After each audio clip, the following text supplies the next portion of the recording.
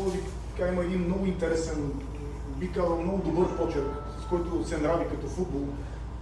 Днес отстрани погледнато като че ли, не знам какви са причините, но някакси не успяхте да намерите вашата си игра. Съгласен ли сте с мен и как видяхте вие матча? Coaching, the team has a very nice style to play, we are very attractive, but today we don't see this. We have an explanation about it. We were too soft. We were too soft today. We think that game can win half energy, especially first half. We started good. We have one good chance. We did not score the goal, and then things get complicated. Бяхме прекалено меки, мислехме, че като не вложим на 100% ще си вземем матча.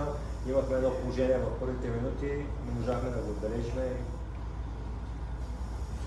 Доста агресивни бяхте, между другото, през първото по време. Много насищахте десния фланг по атаката на Пловдив, там където беше Борис Иванов като ляв крайен бранител. Това беше като замисъл ли от ваша страна или просто така се получи?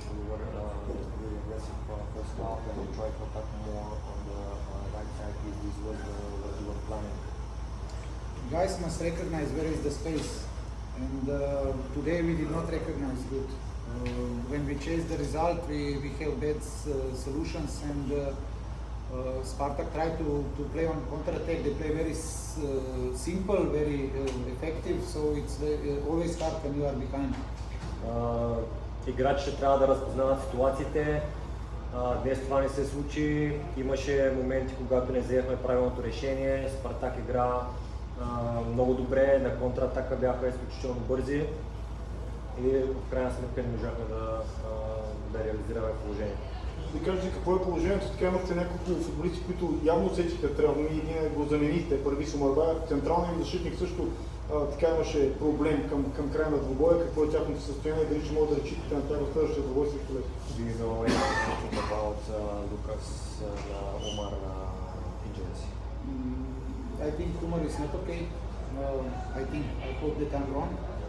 Lucas will be okay.